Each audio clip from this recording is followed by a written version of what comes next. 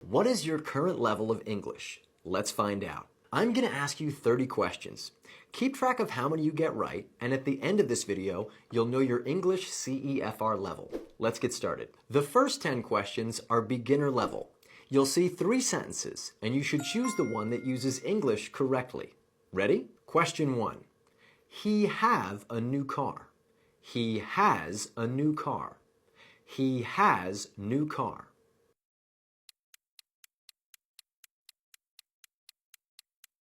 He has a new car is correct. In the simple present tense, we use has with he, she, and it, and have with I, you, we, and they. He has a new car. Question 2. Emily lives in New York. Emily lives at New York. Emily lives on New York.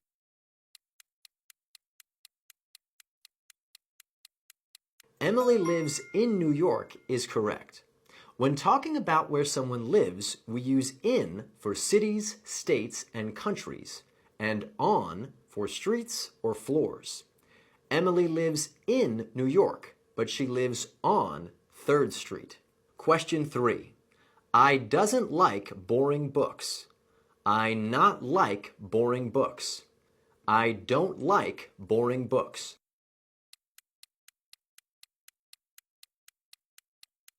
I don't like boring books is correct. To make a sentence negative in the simple present tense, we use don't for I, you, we, and they, and doesn't for he, she, and it.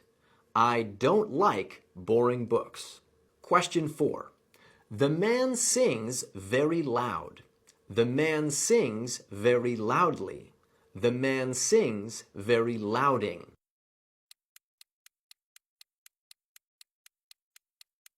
The man sings very loudly is correct. In this sentence, the word loudly describes how the man sings. That means it's an adverb. And to make an adjective into an adverb, we add the ending ly. Slowly, carefully, loudly. Question 5. Are you going to call her tomorrow? Are you going calling her tomorrow? Are you going call her tomorrow?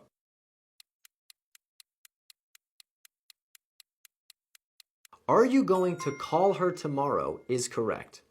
When talking about future plans in English, we use going to followed by the base form of the verb, as in going to see, going to meet, or going to call her tomorrow. Question 6. Where is the most closer subway station? Where is the most close subway station? Where is the closest subway station?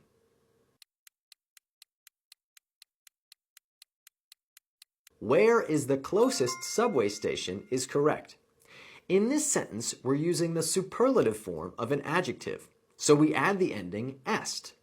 Oldest, newest, closest. For superlatives, we only use the word most when an adjective has 3 or more syllables.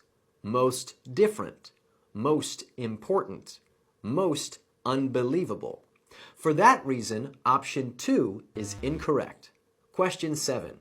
Did you work yesterday? Did you worked yesterday? Do you work yesterday?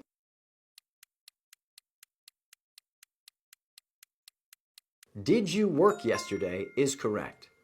In this sentence, we have a past marker word, yesterday, which means we should use the past simple tense. And to ask a question in the past simple, we use did. Did she eat? Did they go? Did you work yesterday? Question 8. James can to speak English. James can speaks English. James can speak English.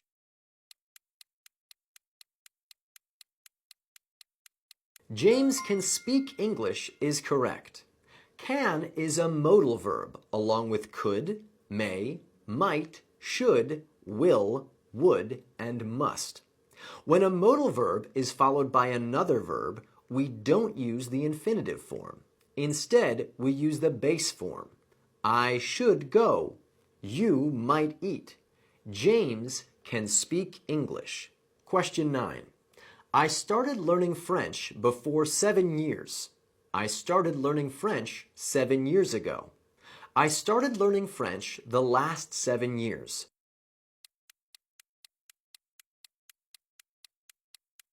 I started learning French 7 years ago is correct. When talking about a moment in the past when something began, changed, or ended, we use the word ago. She finished her homework an hour ago. He died a month ago. I started learning French 7 years ago. Question 10. There is some coffee in my cup. There are some coffees in my cup. There is many coffee in my cup.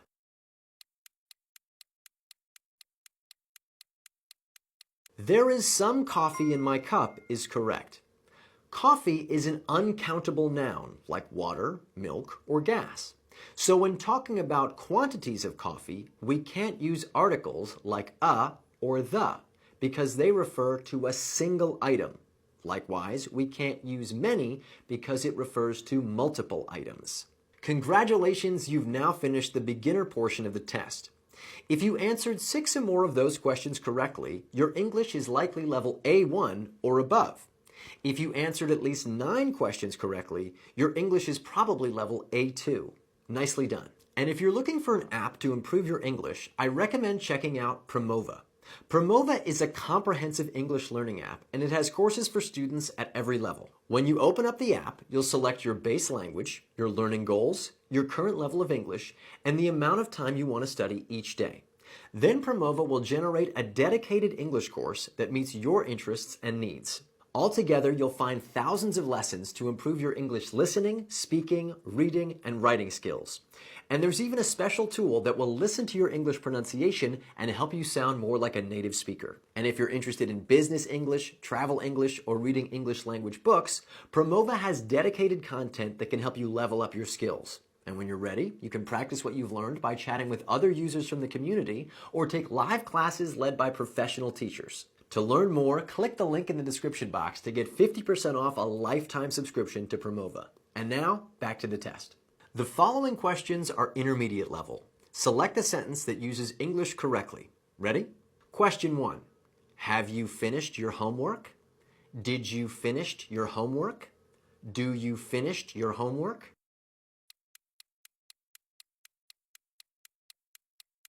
Have you finished your homework is correct. In this sentence, we're talking about the past, but there's no specific time mentioned, so we need the present perfect tense. Have you finished your homework? Question 2. My father takes a 3-mile walk every day. My father takes a 3 miles walk every day. My father takes 3 miles walks every day.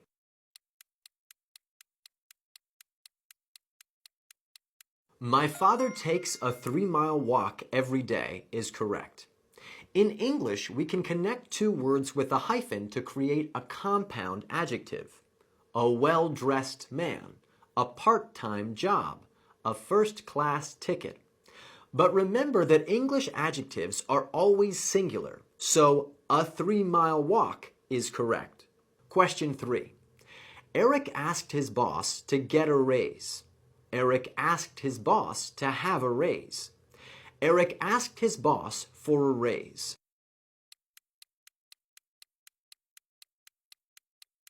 Eric asked his boss for a raise is correct. In this sentence, we're dealing with a collocation, words that often go together in English. And the collocation for a raise is to ask for. Eric asked his boss for a raise. Question 4. If I eat too much, I'd be sick. If I eat too much, I'll be sick. If I eat too much, I'd have been sick.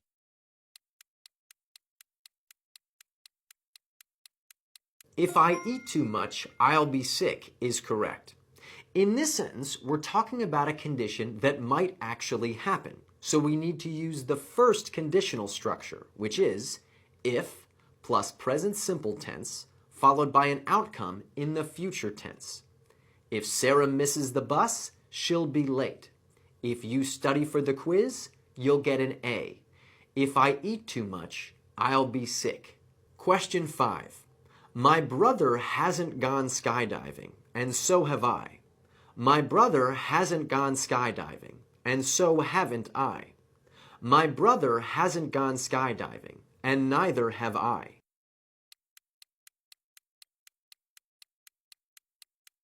My brother hasn't gone skydiving, and neither have I is correct. We use so and neither when restating a phrase with a new subject. We use so for positive phrases and neither for negative phrases, as in, my sister likes sushi, and so do I. My brother hasn't gone skydiving, and neither have I. Question 6. The car broke off while we were driving. The car broke out while we were driving. The car broke down while we were driving.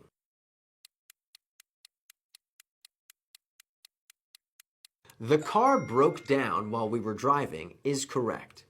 To break down is a phrasal verb meaning to stop functioning or working and is often used when talking about cars.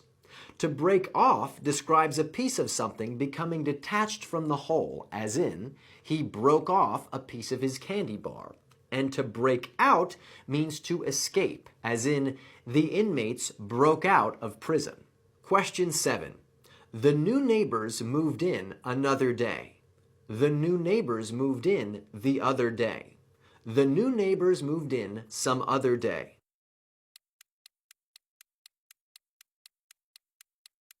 The new neighbors moved in the other day is correct. In English, we use the phrase the other day to describe an event that happened at a general time in the recent past. I met her for the first time the other day. He lost his keys the other day. The new neighbors moved in the other day. Question 8. If I were you, I wouldn't worry too much about it. If I were you, I won't worry too much about it. If I were you, I wasn't worrying too much about it.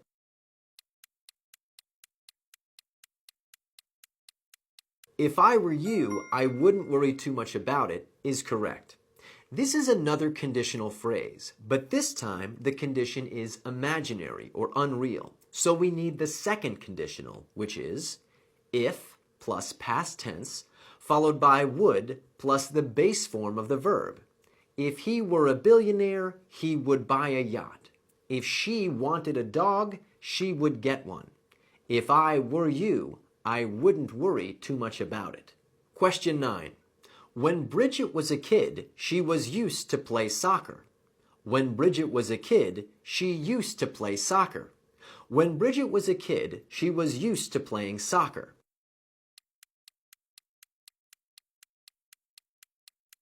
When Bridget was a kid, she used to play soccer is correct.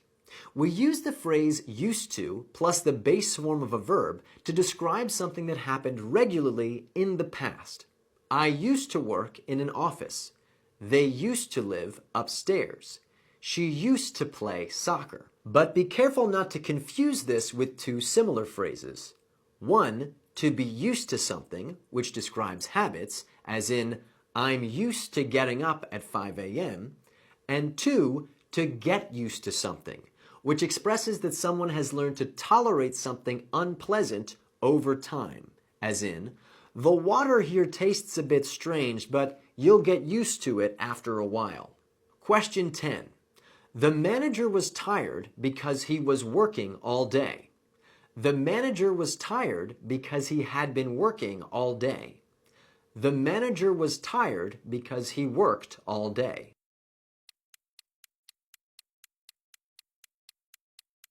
The manager was tired because he had been working all day is correct. The manager was tired is a simple past clause, and we're referring to an action that happened over a period of time before that, so we need the past perfect continuous. The manager was tired because he had been working all day. Congratulations, you've now finished the intermediate portion of the test. Did you answer 6 or more questions correctly? Then your English is likely at a B1 level or above. And if you answered 9 or more questions correctly, your English is likely at a B2 level. Great work. Now let's move on to the advanced section of the test. Some of these questions are quite challenging, so don't be discouraged if you don't know all the answers. Just keep going and do your best. Let's begin. Question 1. Fill in the blank. It's a good idea, but it's very impractical, unpractical, non-practical.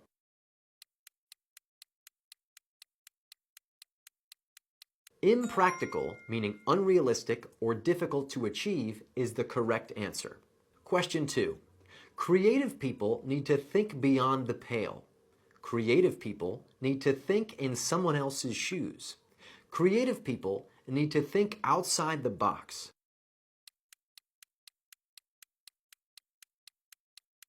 Creative people need to think outside the box is correct. To think outside the box is an English idiom that means to be original or to come up with fresh ideas. Beyond the pale describes something that's offensive or unacceptable. And to put yourself in someone else's shoes means to try to understand another person's point of view. Question 3. Fill in the blank. After her trip to Germany, she will have visited more than 35 countries. She has visited more than 35 countries. She will have been visiting more than 35 countries.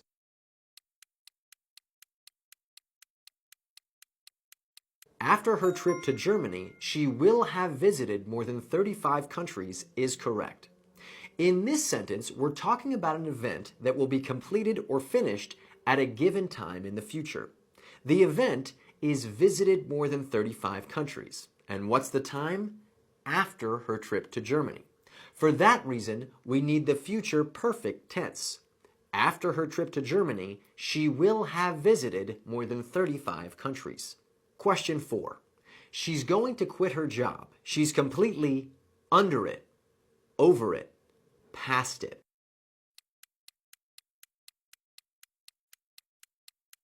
She's completely over it is correct. To be over something is a phrasal verb meaning to have lost interest, as in, Jack and Lisa broke up last month, but he's definitely still not over her. Question 5. Fill in the blank.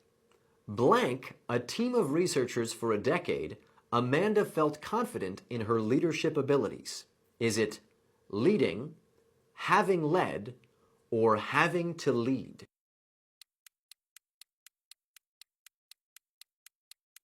Having led is the correct answer. When a sentence begins with a verb, we need to use the gerund form, the ing form, as in, swimming is good for you. Smoking is bad for you. But this gerund refers to the past, so we use the perfect gerund form, having led. Question 6. I don't mean to be precocious, presumptuous, perilous, but I'm not sure that color looks right on you.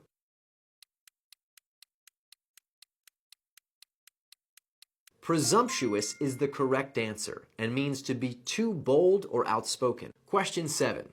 The contract was ready to be signed, but then the client backed up, backed down, backed out.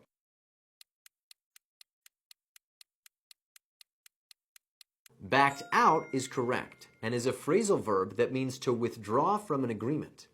To back up is used when describing a car that's moving in reverse, and to back down means to yield in a struggle or conflict. Question 8. Fill in the blank. If Paul blank a bit sooner, he would have arrived on time. Is it had been leaving, had left, or left?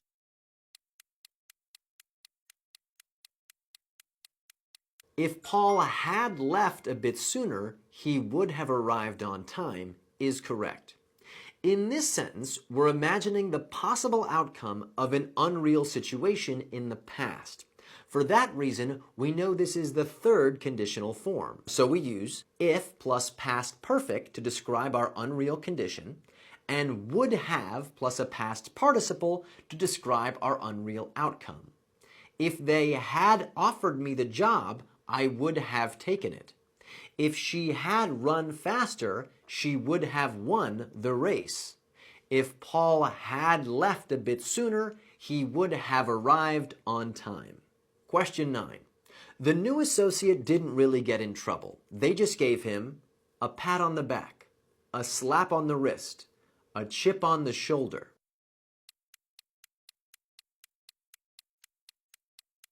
A slap on the wrist is correct and is an idiom that means a light punishment. A pat on the back describes a small show of praise or approval. And to have a chip on one's shoulder means to believe that one has been treated unfairly in the past. Question 10. Fill in the blank. The professor asked that her students' responses be blank than 500 words. Is it no shorter, not shorter, or no more short?